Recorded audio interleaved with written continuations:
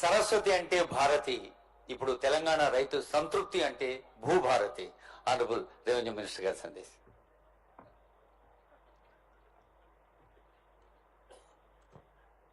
సభకు నమస్కారం.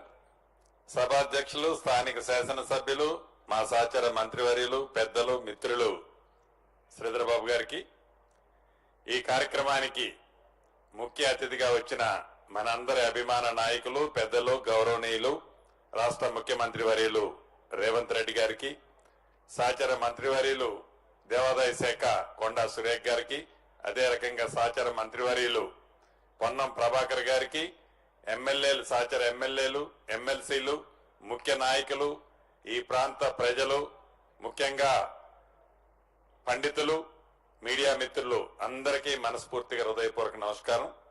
ప్రతిష్టాత్మకంగా తెలంగాణ రాష్ట్రం ఏర్పడిన తర్వాత మొట్టమొదటిసారిగా, అంటే 12 సంవత్సరాలకు ఒకసారి వచ్చే ఈ సరస్వతి పురస్కారాలని గౌరవ ముఖ్యమంత్రి రేవంత్ రెడ్డి గారి చేతుల మీదుగా ఇంతకు ముందే మనం ప్రారంభించుకోవడం జరిగింది. ఇది 12 రోజులు జరిగే కార్యక్రమం. ఈ తెలంగాణ ప్రజలకే కాకుండా దేశ ప్రజలందరూ చల్లగా ఉండాలి అని మనస్ఫూర్తిగా తెలంగాణ ప్రజల పక్షాన గౌరవ ముఖ్యమంత్రి గారు, కేబినెట్ మంత్రులు మేమందరం కోరుతూ, భవిష్యత్తులో ఇటువంటి మరిన్ని మంచి కార్యక్రమాలు, రాష్ట్ర ఆర్థిక పరిస్థితి బాగా లేకపోయినా ప్రజలు ఏమి కోరుకుంటున్నారో, ప్రజలు కోరుకునేది చేయాలన్నది తపనే ఈ తెలంగాణ ప్రభుత్వం యొక్క ఆలోచన అని మనస్ఫూర్తిగా తెలియజేసుకుంటూ మీ అందరి దగ్గర సెలవు తీసుకుంటున్నాను. Thank you. ధన్యవాదాలు సార్. గృహలక్ష్ములందరూ మహాలక్ష్మి ద్వారా ఈ పుష్కరోత్సవాల్ని సద్వినియోగం చేసుకునే అద్భుత అవకాశం కల్పించింది తెలంగాణ ప్రభుత్వం. తల్లులకు, చెల్లెలకు ఉచిత బస్సు రవాణా రాష్ట్ర వ్యాప్తంగానే కాదు, మేడం శైలజ గారు చెప్పారు, ఆలయం నుంచి పుష్కర ఘాట్కు, పుష్కర ఘాట్ నుంచి ఆలయానికి కూడా మీకు ఉచితంగా రవాణా సదుపాయం ఏర్పాటు చేసింది ప్రభుత్వం. మరి రవాణా శాఖ మంత్రులు, బి సంక్షేమ శాఖ మంత్రులు పొన్నం ప్రభాకర్ గారి సందేశం.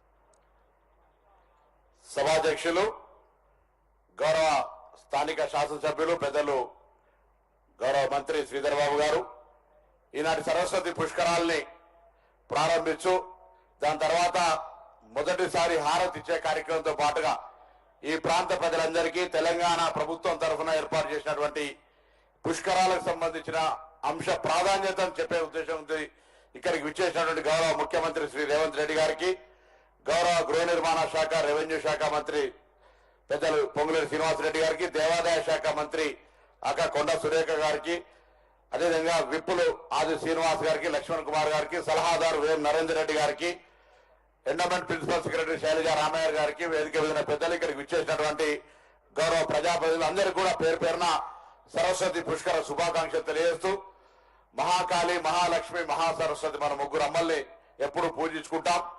మహాకాళి ఆరోగ్యాన్ని ఇవ్వమని, లక్ష్మీ కటాక్షం మహాలక్ష్మి, రాష్ట్ర ప్రభుత్వానికి కూడా మహాలక్ష్మి ఎప్పుడు కూడా మనం చెప్పిన పథకాలన్నీ అమలయ్యే విషయంలో కూడా మహాలక్ష్మి ఎక్కడ ఇబ్బంది లేకుండా మనం కరుణించాలని, అదేవిధంగా తెలంగాణలో వివిధ దశలో విద్యాశాఖ మంత్రిగా మీరే గౌరవ ముఖ్యమంత్రి గారు, ఈ సరస్వతి పుష్కరాల ద్వారా కూడా యావత్ తెలంగాణ జ్ఞానాన్ని, విజ్ఞానాన్ని విద్య ద్వారా సరస్వతి కటాక్షంతో పొందే విధంగా ఈ సరస్వతి పుష్కరాల లోపల అటువంటి ఆకాంక్షను, ఆ దీవెనలు ఇవ్వాలని సందర్భంగా కోరుకుంటూ, తప్పకుండా ఈ సరస్వతి పుష్కరాలు 12 సంవత్సరాలకు ఒకసారి వచ్చే ఈ ప్రాంతానికి, తెలంగాణకే కాకుండా పక్కన రాష్ట్రాలతో పాటుగా దేశానికి సంబంధించినటువంటి ఆకర్షించే విధంగా ఏర్పాటు చేసిన గౌరవ మంత్రి శ్రీధర్ బాబు గారికి కూడా అభినందన తెలియజేస్తూ, తప్పకుండా ఈ సరస్వతి కటాక్షం తెలంగాణ విద్యార్థులందరిపై ఉండాలని మరొకసారి ఆ సరస్వతి అమ్మవారు హృదయపూర్వకంగా ప్రార్థిస్తూ అందరు నమస్కారం చెప్తూ సెలవు తీసుకుంటాం.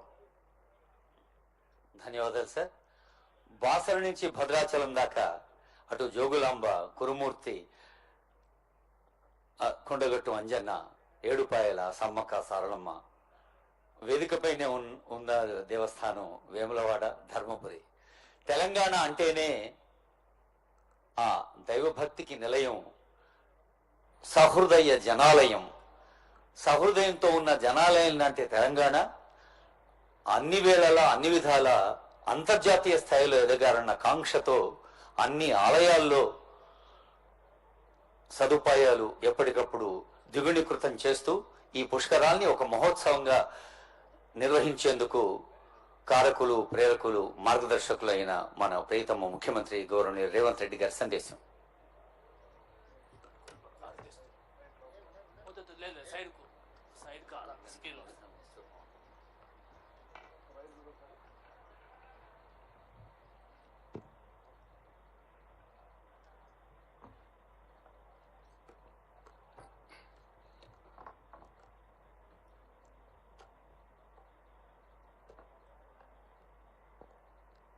తెలంగాణ దక్షిణ కాశీ